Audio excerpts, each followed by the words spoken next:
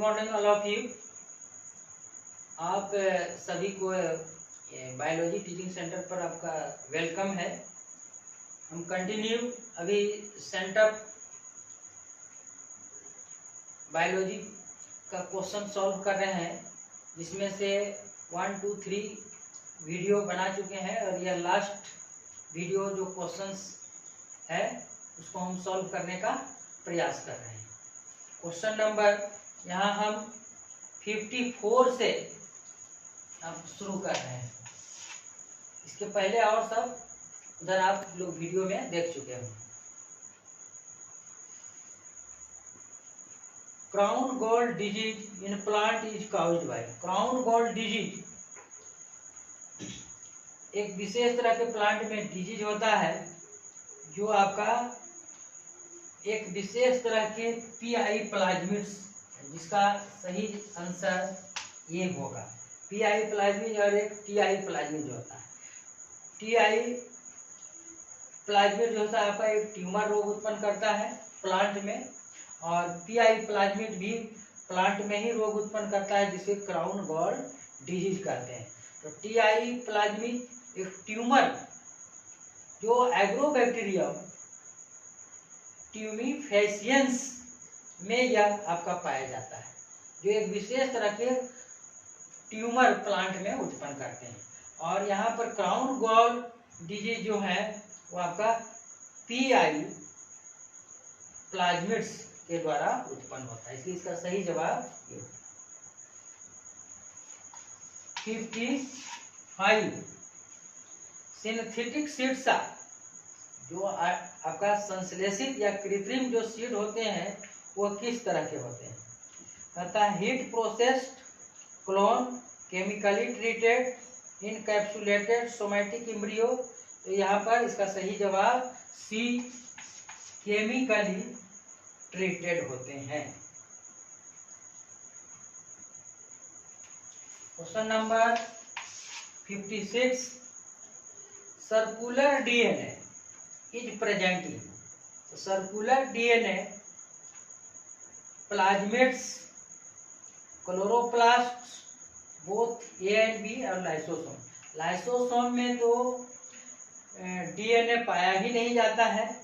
Plasmids में plasmids एक extra chromosomal segment होता ही, जो वो भी आपका सर्कुलर होता है। और क्लोरोप्लास्ट में आपका डीएनए होता है। तो इस तरह से इसका सही जवाब ए और बी, माने प्लाज्मिड्स और क्लोरोप्लास्ट हो जाएगा। सही जवाब इसका सी होगा।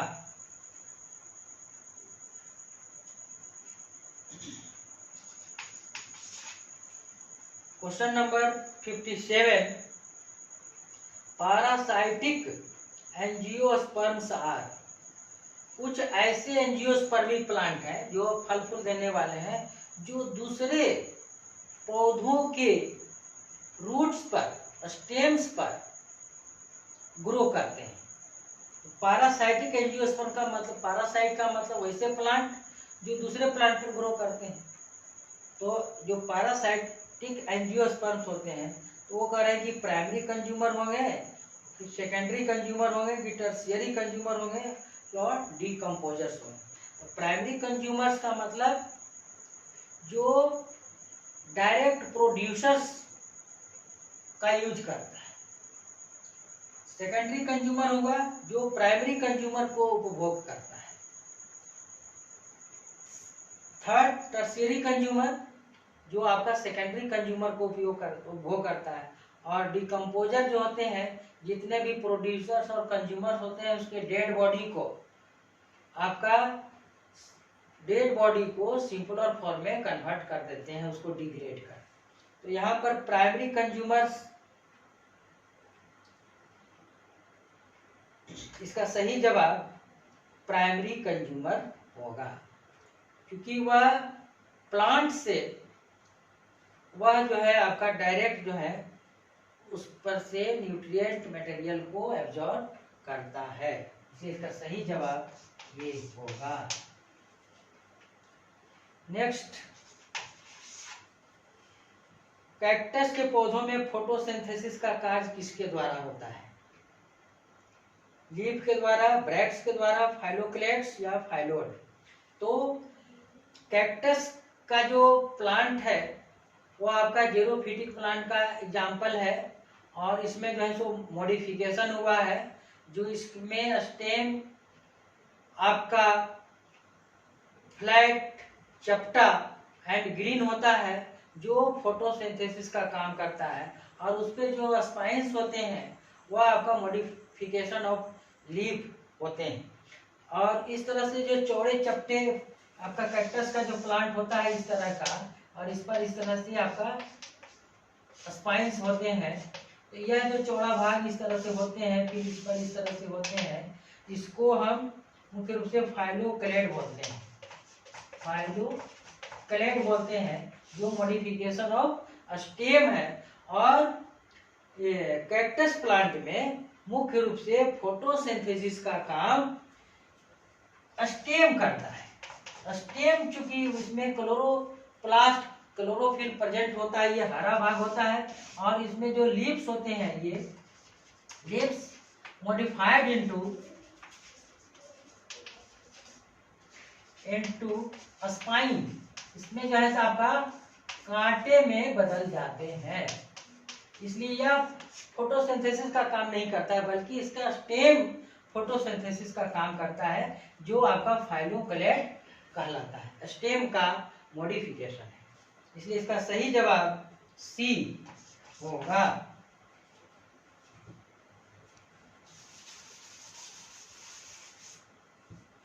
क्वेश्चन नंबर 59, चट्टानों पर बढ़ने वाले पौधों को क्या कहा जाता है? या plants growing on rocks are called? तो halophytes, lithophytes, sciophyte. Halophytes, lithophytes जो आपका चट्टान पर या आपका रॉक पर जो ग्रो होते हैं उसको लिथोफाइट कहा जाता है। हाइड्रोफाइट जल में उगने वाले, मेसोफाइट सामान्य भूमि में उगने वाले, है ना। सियोफाइट जो आपका छांव में, शेडी प्लेसेस में उगता है, और हेलोफाइट्स माने स्लाइन वाटर में जो उगता है। इसलिए इसका सही जवाब सी होना चाहिए, सी। क्वेश्चन नंबर 60, लेटेराइट मिट्टी, laterite soil is rich in. Laterite मिट्टी में कौन सा अधिक मात्रा में होते हैं? कैल्शियम, मैग्नीशियम, लोहा, तांबा। तो मुख्य रूप से लेटेराइट मिट्टी में आपका कैल्शियम प्रेजेंट होता है। इसका सही जवाब ए, ए। क्वेश्चन नंबर 61, रेट्रोवायरस का जेनेटिक मटेरियल क्या होता है? Genetic material of retrovirus. तो जेनेटिक मटेरियल ऑफ रेट्रोवायरस का डीएनए होता है। इसका सही जवाब ये। रेट्रोवायरस एक वायरस का ये टाइप है जिसमें डीएनए से आपका कॉम्प्लीमेंट्री डीएनए बनता है, इसलिए इसको जो है रेट्रोवायरस। डीएनए से आरएनए, और आरएनए से फिर पुनः जो है डीएनए बन जाते हैं, जो सी डीएनए बनते हैं, जिसको कॉम्प्लीमेंट्री डीएनए बोलते हैं। यही रेट्रो का मतलब रिवर्स। और इस तरह के कंडीशन को डीएनए से आरएनए, आरएनए से यहाँ पर प्रोटीन बनता है, लेकिन यहाँ पर कभी कभी जो है डीएनए से आरएनए, आरएनए से पुनः जो है डीएनए बनता है, जिससे यहाँ पर सी डीएनए होता है। इसलिए इसका जेनेटिक मटेरियल जो है तो आपका डीएनए होता है।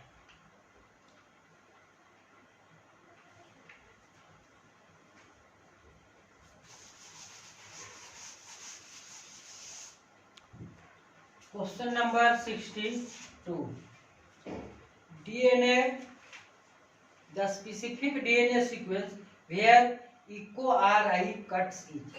इको RI बाम इस तरह से बहुत सारे होते हैं जो आपका ये सब जो है सो पैलिंड्रोमिक रीजन पर जो है आपका कटिंग करते हैं। इसमें से देखना होगा कि कौन पैलिंड्रोमिक है, यानी इधर से भी और इधर से भी सेम कंडीशंस पढ़ने पर आता है। जैसे GAATTC, तो इसका अपोजिट जो है C का सीक्वेंस G, T का A, T का A और A का T, और दोनों तरफ से अगर पढ़ते हैं तो सेम सीक्वेंस होता है। जैसे हिंदी में पैलिंड्रोमिक टर्म है, पैलिंड्रोमिक मतलब ऐसा सीक्वेंस जिसको इधर से भी पढ़ने पर और दोनों तरफ से पढ़ने पर सेम उच्चारण होता है। उदाहरण स्वरूप हिंदी में हम एक मलयालम इधर से भी पढ़ेंगे मलयालम, इधर से भी पढ़ते हैं तो मलयालम, और इधर से भी पढ़ते हैं तो पर भी मलयालम।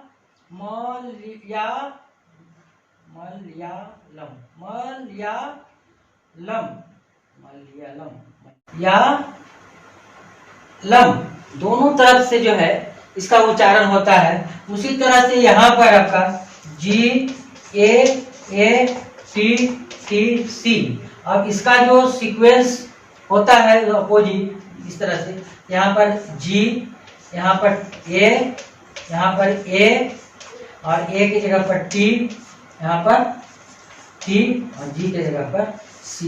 अब इधर से भी GAATTC और यहाँ से भी देखते हैं GAATTC। तो इस तरह का कहीं भी और सीक्वेंस नहीं है, इसलिए इसका सही जवाब ये होगा।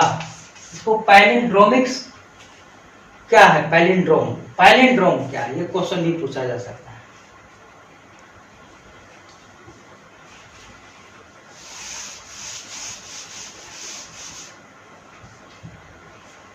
Question number 63, world climate is threatened by, विश्व की जलवायु को खतरा है किससे?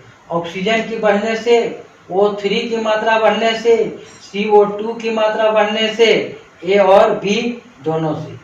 O2 की मात्रा बढ़ने से और O3 की मात्रा बढ़ने से कह रहा है।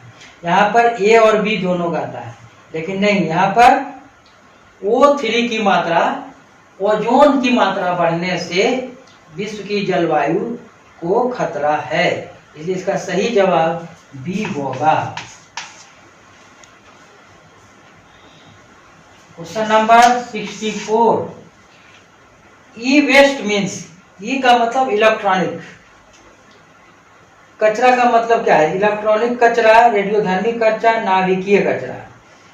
तो इसमें आपका बी और सी दोनों होंगे, इसलिए इसका सही जवाब डी होगा। Question number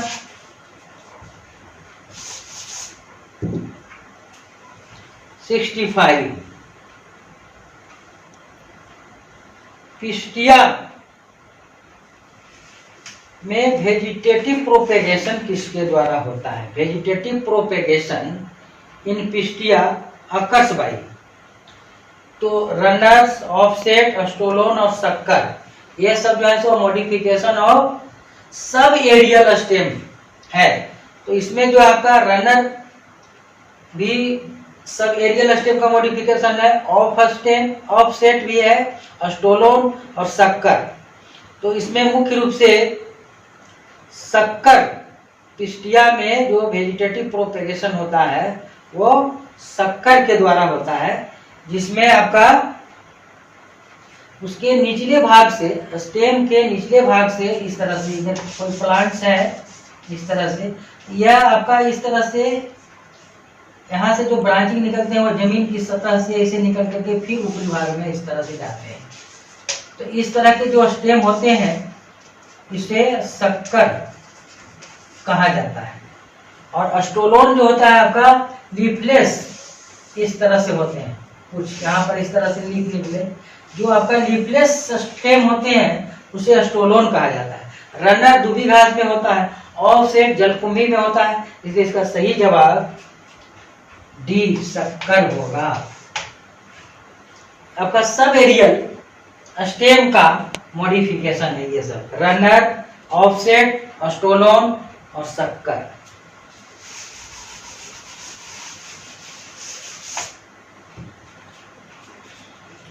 question number 66, the I of the potato tuber.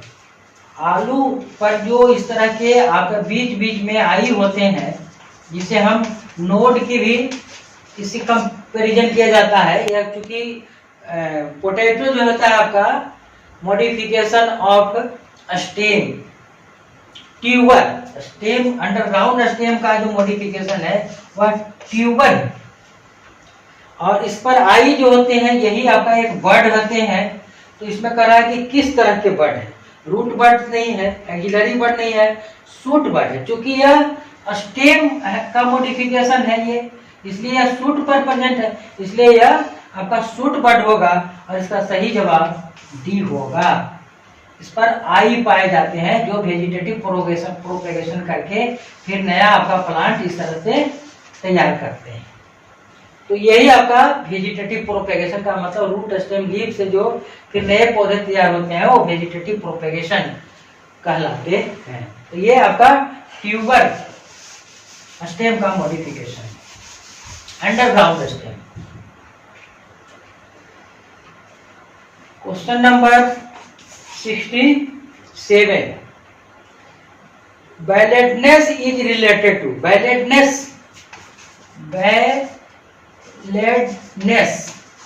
बैलेडनेस का मतलब होता है हिंदी में गंजापन। गंजापन को और भी, या बैलेडनेस का और भी नाम है एलोपेशिया। एलोपेशिया भी कहा जाता है। गंजापन माने हेड का बाल जो है सो वहां पर समाप्त हो जाता है।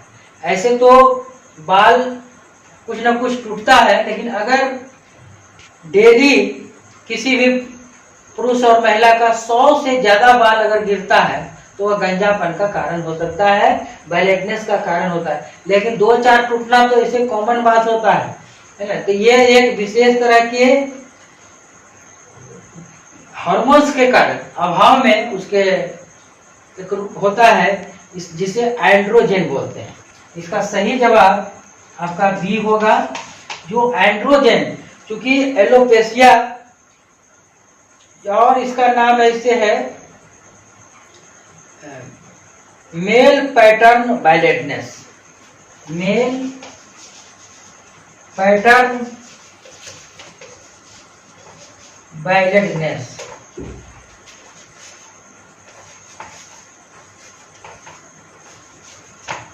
Male pattern baldness. तो यह आपका मुख्य रूप से यह जो एलोपेशिया जो डिजीज है वह एंड्रोजेनिक डिजीज है। तो एंड्रोजेनिक का मतलब आपका एंड्रोजन से रिलेटेड होता है, इसलिए इसका सही जवाब बी एंड्रोजन होगा। इसे बैलेडनेस भी बोलते हैं, गंजापन बोलते हैं हिंदी में, और इसको एलोपेशिया भी बोलते हैं। और इस तरह के रोग को मेल पैटर्न बैलेडनेस भी कहा जाता है, जो एंड्रोजेनिक एलोपेशिया कहलाता है।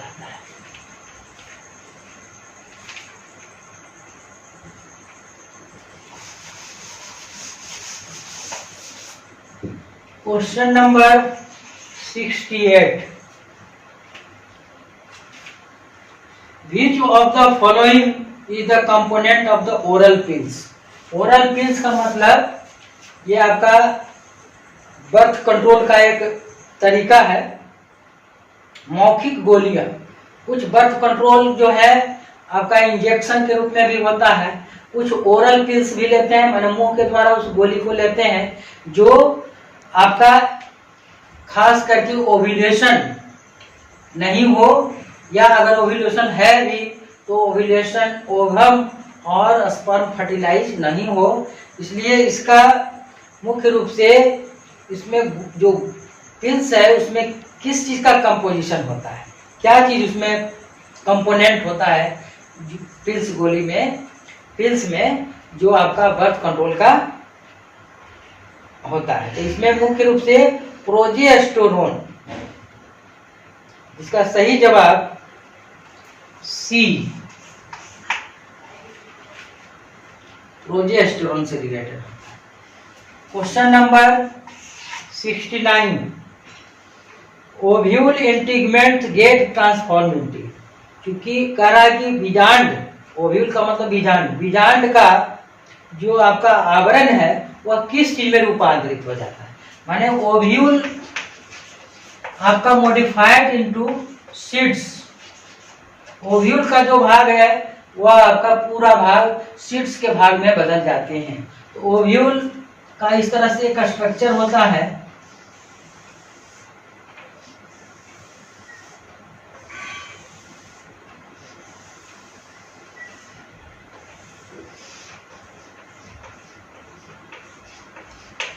ओव्यूल का ये स्ट्रक्चर है, जो सबसे बाहरी भाग यही आपका इंटीग्यूमेंट कहलाता है, इंटीग्यूमेंट।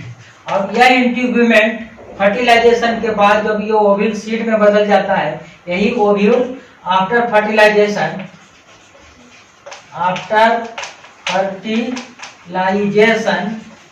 मॉडिफाइड इनटू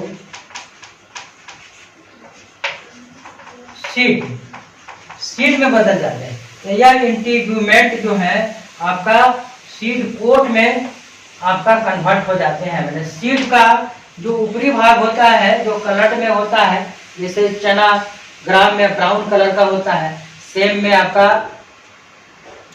कलर में होता है। तो यह जो है आपका इंटीग्यूमेंट सीड कोट में कन्वर्ट हो जाते हैं। इसके और भी बहुत सारे भाग हैं। यहाँ पर आपका माइक्रोपाइल कहा जाता है, जो सीड में माइक्रोपाइल ही होता है। ये आपका एम्ब्रियो सैक है, इसमें आपका जो है न्यूसेलस है। इस तरह से बहुत सारे भाग हैं, जो आपका ओव्यूल का भाग पूरे सीड में वह मॉडिफाइड हो जाता है। इसलिए इसका सही जवाब आपका डी होगा।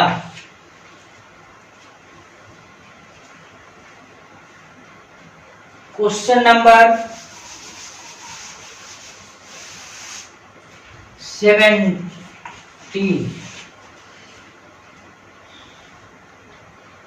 Jim Corbett national park is famous for.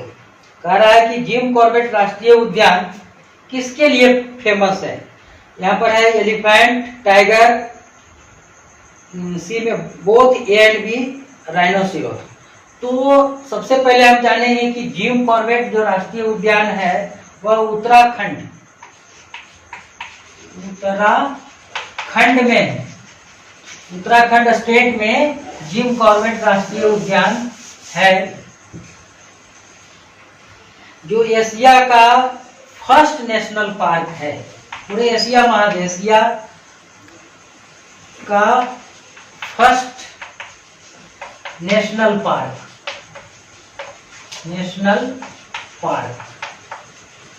तो यहाँ पर मुख्य रूप से एलिफेंट और टाइगर के लिए यह प्रसिद्ध है। Elephant and tiger.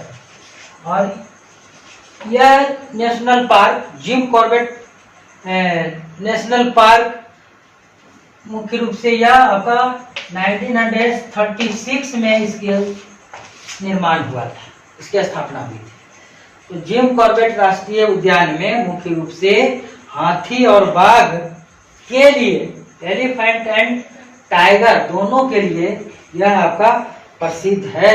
इसलिए इसका सही जवाब सी होगा। इस तरह सेंटअप 2022 बायोलॉजी में जो भी क्वेश्चन था, उसको एक क्वेश्चन नंबर 1 से 17 क्वेश्चंस का सॉल्यूशन यहाँ पर हुआ। आप सभी से यह रिक्वेस्ट है कि जितने भी क्वेश्चन का यहाँ पर सॉल्यूशन मुख्य रूप से डिटेल में बताया गया, इस तरह से इसका अध्ययन करें। और मेन एग्जाम जो 1 फरवरी 2023 को होने वाला है उसमें आप अच्छा करें और 1-2 साल का क्वेश्चन आप सॉल्व करें। और आप लोग कमेंट बॉक्स में अगर इस तरह से कौन साल का क्वेश्चन सॉल्व किया जाए या और कौन कौन से क्वेश्चन समझ में नहीं आता है वो आप कमेंट बॉक्स में लिखेंगे, उस तरह से हम उसका सॉल्यूशन करेंगे और उस पर हम ध्यान भी देंगे।